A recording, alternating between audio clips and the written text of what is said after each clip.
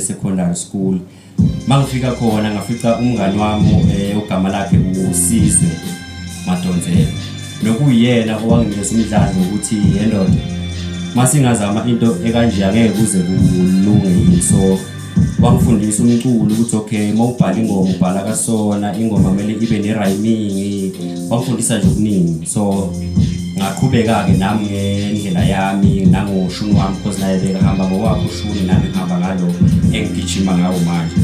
Nengithemba futhi ukuthi ngisazokhuphuka nje ngawo strong esidiscard until ngibe yilo muntu le engicabanga ukuthi ngingaba uyena kusasa. Ake ngithanda ukuthi ngiphelele lapha, maybe nokunye futhi ngisengaqhubeka emva kokumphatha phinde anginikeze elinye ithuba lokuthi ngiqhubeke futhi. Ngiyabonga mphathi.